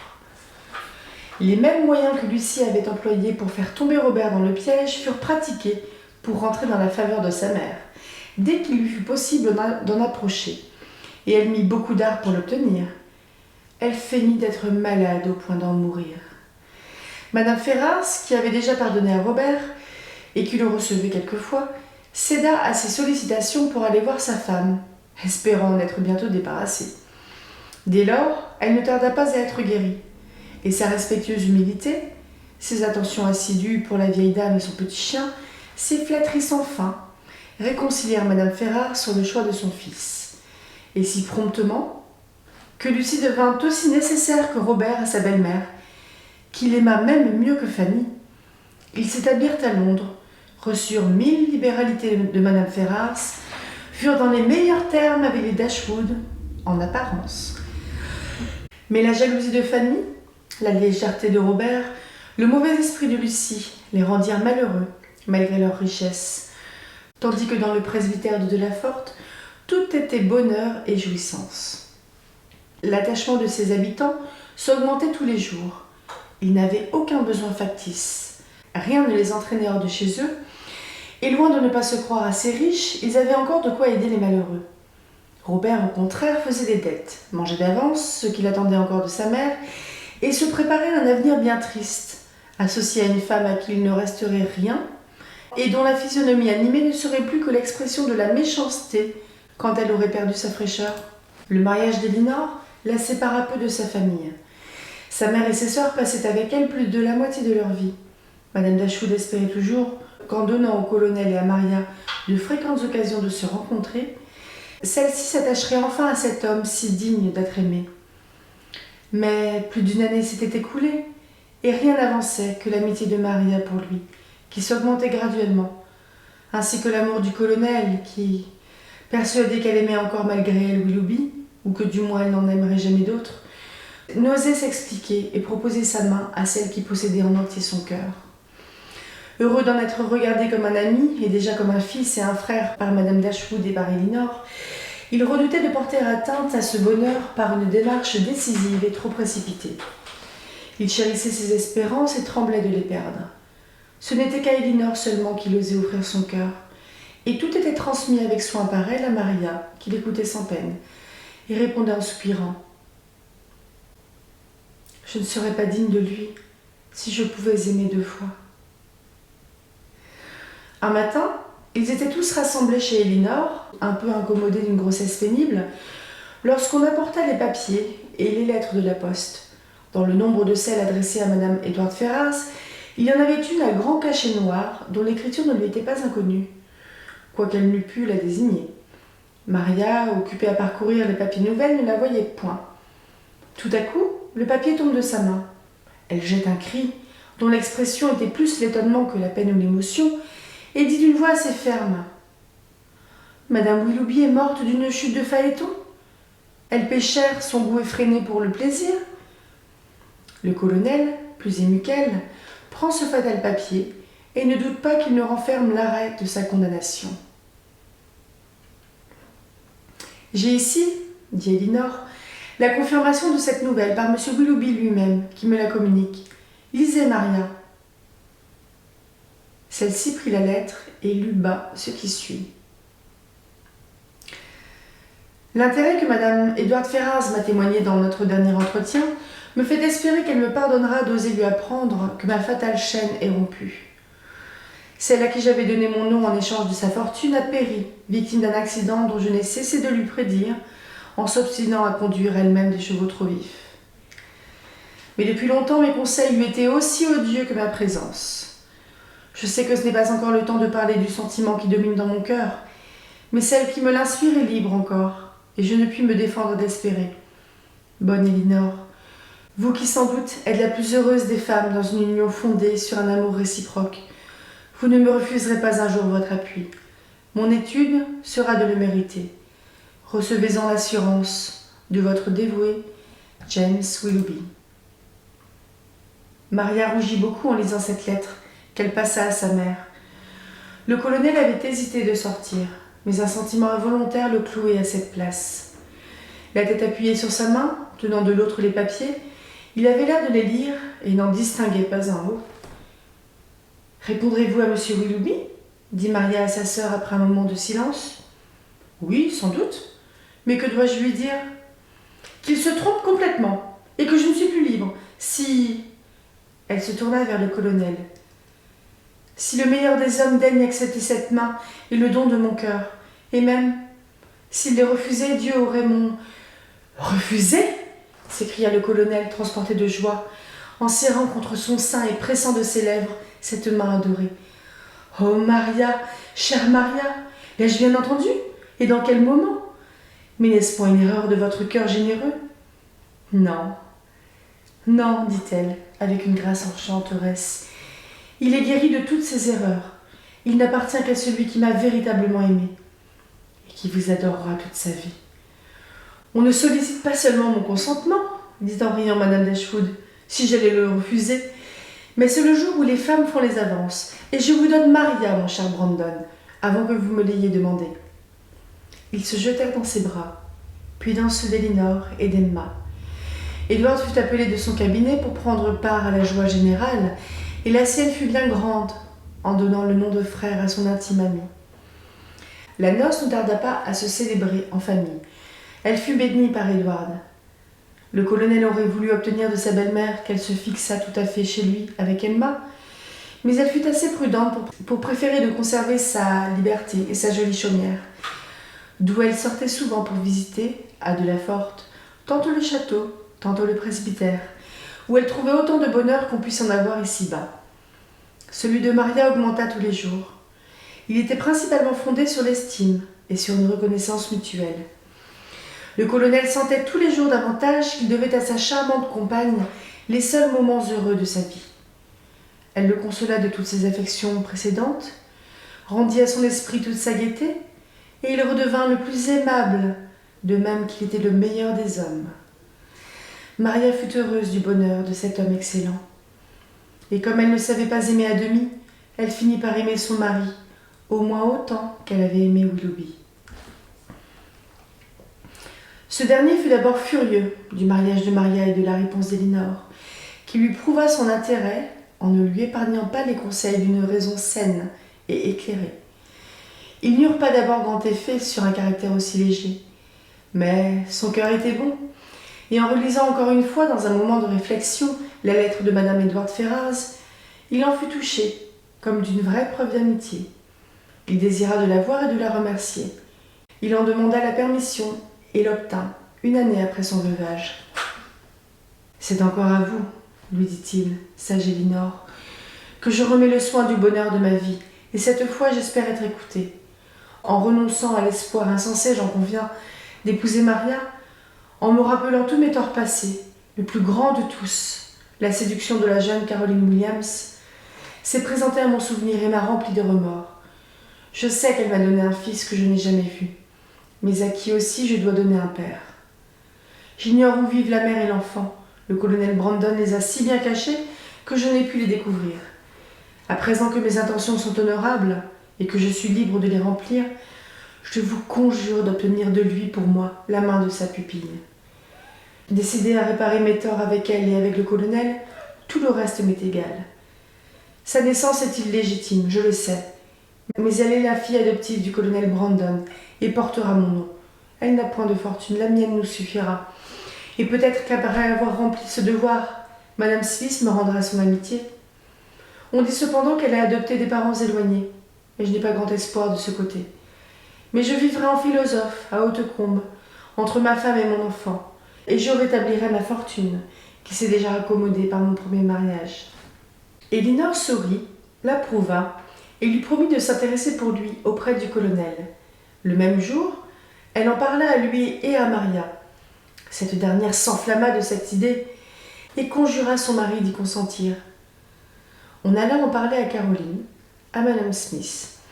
Celle-ci, enchantée de sauver une âme de la damnation éternelle, ne se fit pas presser et rendit son amitié à Willoughby en l'unissant à Caroline. Cette jeune femme, depuis qu'elle était mère d'un enfant charmant, qui était le portrait vivant de Willoughby, était devenue beaucoup plus jolie et beaucoup plus aimable qu'elle ne l'était autrefois. Elle le fixa autant qu'on pouvait le fixer. Ils restèrent à Altenham tant que Madame Smith vécut, et furent ensuite s'établir à Hautecombe. Maria pouvait alors le voir sans danger et sans émotion, et n'ayant point à rougir devant lui, leur relation devint ce qu'elle devait être.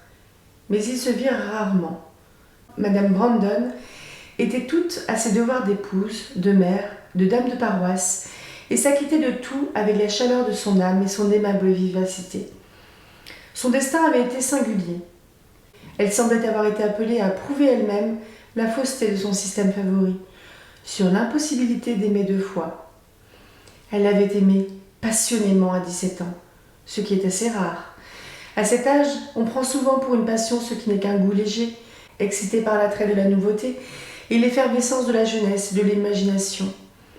Ce n'est ordinairement que quelques années plus tard qu'on est capable d'avoir une passion vraie et profonde, et celle de Maria avait ses caractères. Mais un sentiment d'un autre genre est bien supérieur, une haute estime, une vive amitié, une tendre reconnaissance l'avait amenée à donner volontairement sa main à un homme qui n'était pas moins qu'elle, victime d'un premier attachement, que 2 années auparavant, elle trouvait trop vieux pour se marier, et qui se donnait encore la bonne sauvegarde d'une veste de flanelle. Il n'est pas besoin de dire qu'elles eurent souvent la visite de la bonne Madame Jennings, et quelquefois celle de ses filles et de ses gendres, les Middleton et les Palmer. Sir George, toujours le plus gai et le meilleur des voisins, se trouva réduit à la jeune Emma pour orner ses bals de campagne. Mais Emma grandit tous les jours. Elle a 15 ans, elle est jolie comme tous les amours, et déjà Madame Jennings s'occupe beaucoup de deviner qui est-ce qui sera son amoureux. Nous laissons à regret cette aimable famille, et nous devons compter au nombre des mérites et des bonheurs d'Elinor et de Maria qu'elles sont jeunes, jolies, et qu'elles vivent à côté l'une de l'autre dans des situations de fortune bien différentes, sans que leur liaison ait jamais été troublée par le moindre nuage, non plus que celle de leur mari. Fin de Raison et sensibilité.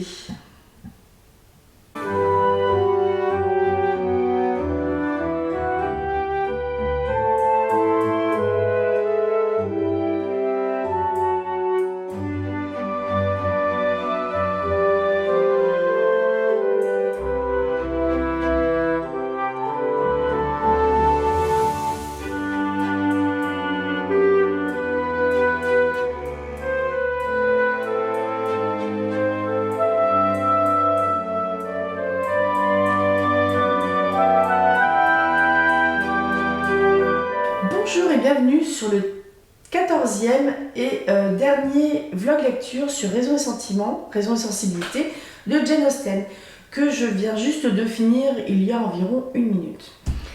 Alors, j'ai quasiment plus de voix là parce que j'ai lu une centaine de pages, j'ai l'impression, donc j'ai plus de voix, c'est clair.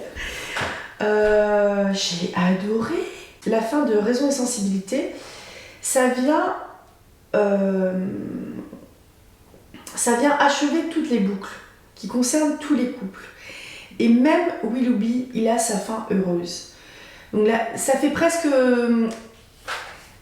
comme les romances en fait qu'on peut lire de nos jours ou les harlequins. Enfin, moi j'en ai lu aussi, c'est un peu le péché mignon, les harlequins. Mais en fait, là, on a vraiment tout le monde qui a sa fin heureuse et c'est super feel good. J'adore. Même Willoughby. Et je le savais pour Robert. Bon alors, pour Robert et Lucie. C'est super, je suis trop contente. Franchement, je suis trop contente pour Elinor, je suis trop contente pour Maria, pour Edward, pour le colonel Brandon, pour tout le monde. Franchement, c'est tip top. J'aime bien. Hein. C'est le happy ever after. Ah, c'est super, super agréable. Franchement, j'ai vraiment aimé. Après, on voit vraiment que Jane Austen, elle a beaucoup réfléchi en fait à son scénario et tous les empêchements, tout ce qui a empêché en fait les couples de se former, de se déclarer, tous les petits obstacles qui parfois n'en étaient pas. Et je suis vraiment trop fan, hein. Franchement, je suis limite émue, sérieux. Non mais franchement, c'est un très très bon livre. Je vais me l'acheter, je pense, parce que là du coup, comme je vous l'avais dit, je le lis en e-book, libre de droit, avec la toute première traduction d'Isabelle de Montolieu, qui date de 1815. Donc peut-être qu'avec une traduction plus récente, le livre serait un petit peu plus facile à lire. Je dis pas qu'il est compliqué à lire, hein. Je pense qu'il est vraiment... Ouais, je pense qu'il faut quand même avoir une petite culture du classique. Ça va pas être du rebutant comme par exemple Victor Hugo a pu me rebuter. Mais on peut pas, je pense, si on ne lit que par exemple de la romance contemporaine, on ne peut pas enchaîner sur un Jane Austen. Je dis pas que la marche est trop haute, hein. C'est que ce fameux langage qu'on ne pratique plus de nos jours parce qu'il est désuet tout simplement, ça peut rendre un petit peu difficile la lecture. Parce que des fois, il faut relire la phrase. Ça, je l'ai fait quand même pas mal de fois. Parce que les phrases, elles font 3 km de long. Il y a plein de points-virgules, de virgules dedans. Et du coup, faut retrouver le souffle. Des fois, il faut retrouver le sujet de la phrase. Donc, des fois, ça peut un petit peu nuire à la compréhension. C'est un livre où il faut prendre son temps, je pense. Et le fait justement de le lire comme ça à voix haute, ça fait 3 semaines maxi que j'ai commencé à le lire. Mais du coup, c'est un truc que j'ai pas bouffé, entre guillemets, ça m'a permis de prendre le temps et de prendre le temps de l'apprécier. En me baladant sur YouTube, il y avait un comparatif entre les différentes adaptations des films, les différentes adaptations des livres de Jane Austen en série, en téléfilm ou en film. Et du coup, ça m'a donné envie de creuser en fait. Ça m'a vachement envie ça m'a vraiment donné envie de creuser. Je reviens sur la fin rapidement. En fait, j'ai deviné tous les chips. Elinor Edwards, c'était évident. Sauf qu'à un moment, il y a plusieurs chapitres où on n'entend plus parler d'Edwards. Elle m'était un petit peu sortie de la tête et j'ai eu un moment où je me souviens de confusion parce que je savais plus du coup si Elinor était plus ou moins engagée ou si elle avait quelqu'un en tête et si c'était réciproque. J'avais eu une espèce de... J'ai eu un petit bug comme ça.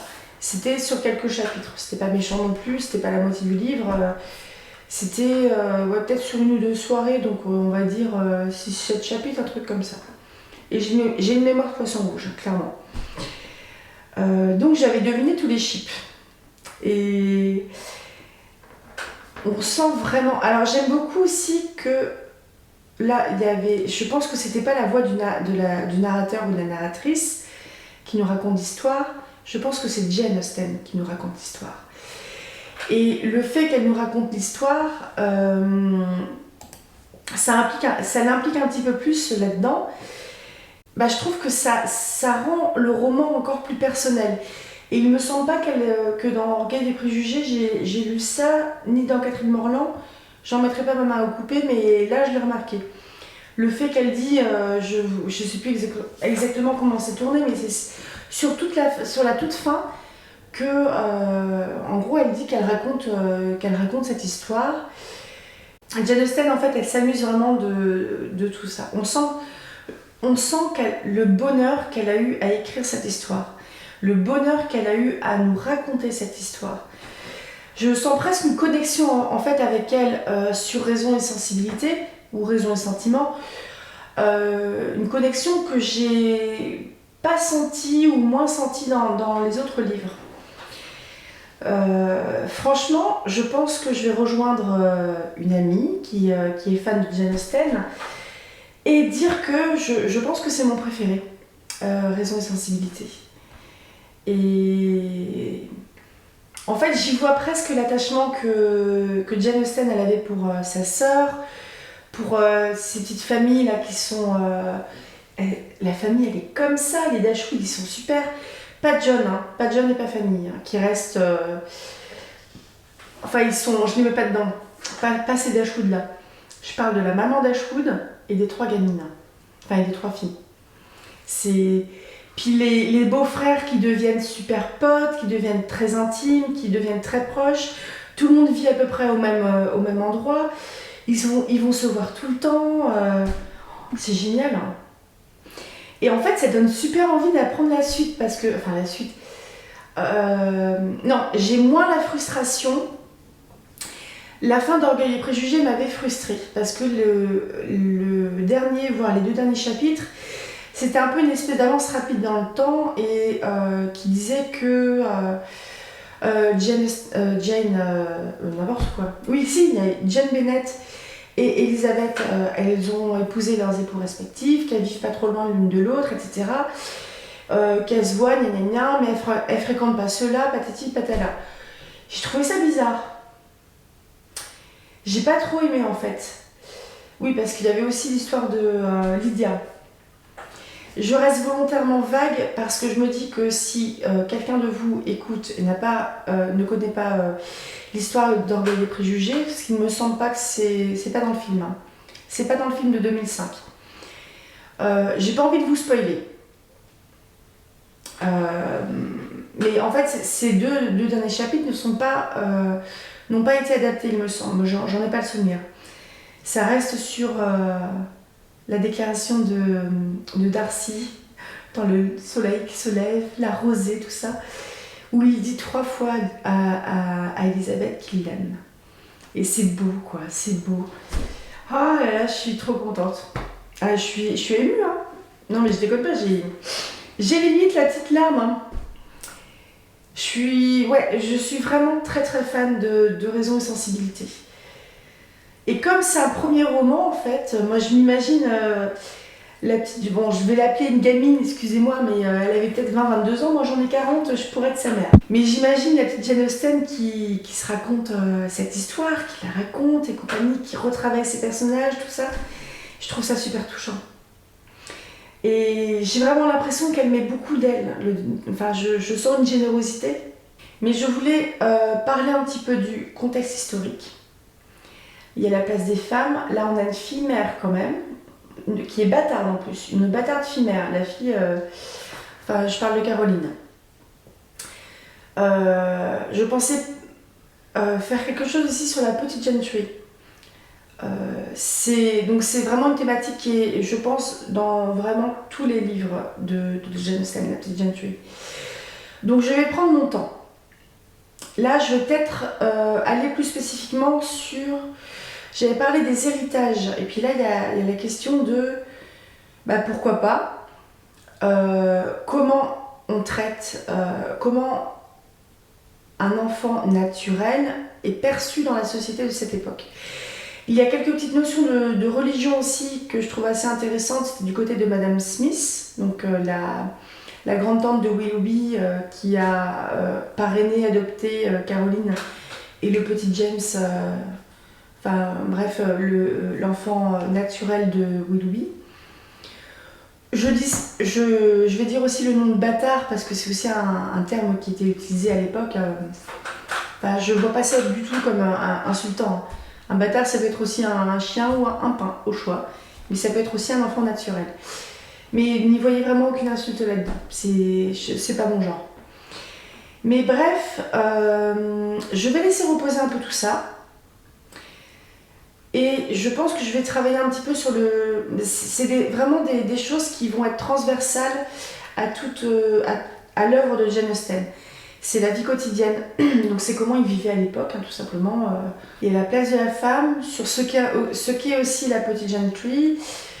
Je vais faire une vidéo certainement sur la biographie de Jane Austen. Donc, je vais lire Carmilla de John Sheridan Le Fanu, qui est un des premiers livres qui a traité des vampires, et avec une relation homosexuelle féminine dans cette histoire. J'arrête pas de taper mon pauvre petit micro qui n'a rien fait. Et j'ai découvert autre chose parce qu'en fait j'ai fini aujourd'hui l'écoute d'un livre audio, donc Les Hauts du Hurlevent d'Emily Brontë. Gros coup de cœur, j'ai adoré. C'est beaucoup plus sombre, on est quand même sur un roman qui est... Je pense qu'il y a une grosse partie de réalisme dans ce roman-là, comme Jane Austen, donc parler du quotidien, etc. Mais c'est aussi un roman gothique. Un roman gothique, ça va être... ça va être quelque chose de beaucoup plus sombre. Au niveau de l'histoire, au niveau des sentiments. C'est l'amour... l'amour des deux personnages principaux, de Heathcliff et de Catherine, la première Catherine. C'est un amour où si je ne t'ai pas, je meurs. Si je ne t'ai pas, je te tue. C'est un peu là-dedans. Donc c'est vraiment beaucoup plus sombre. Et en farfouillant en fait, parce que les Brontë, elles étaient 3 sœurs à écrire. Il y avait Charlotte, Anne et Émilie. Émilie a écrit un seul livre avant de mourir. Et Anne Brontë a écrit Agnès Grey. Et j'ai découvert en fait qu'il n'y a aucun livre audio en français sur Agnès Grey. Tada! Je suis là. Donc je vais lire Agnès Grey de Anne Brontë. Et je ferai certainement... alors il me semble que les sœurs Brontë sont un petit peu plus tardives que Jane Austen.